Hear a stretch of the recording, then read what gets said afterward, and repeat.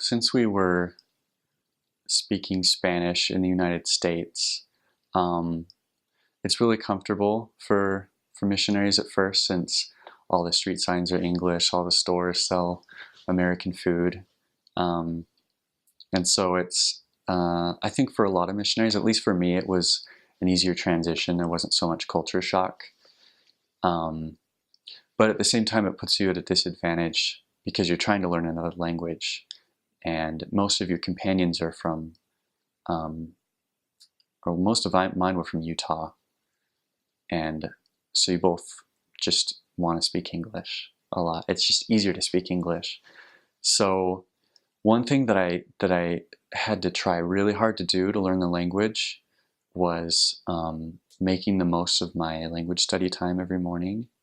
Um, just reading the textbooks that I had, and just doing sometimes tedious um, drills, just like verb conjugation and things like that, memorizing vocabulary.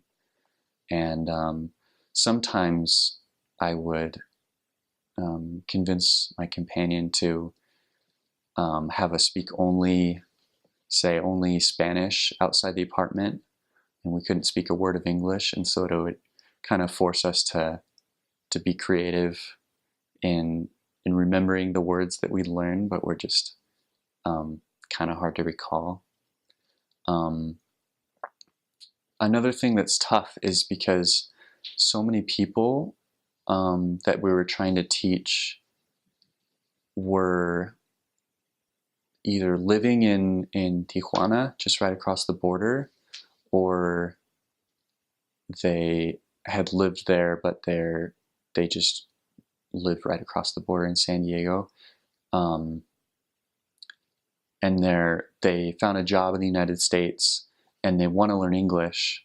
So sometimes it's really tough because you want to speak Spanish to someone because you're pretty sure that they speak Spanish, that's their primary language, but they want to learn English so bad that they'll respond to you in English.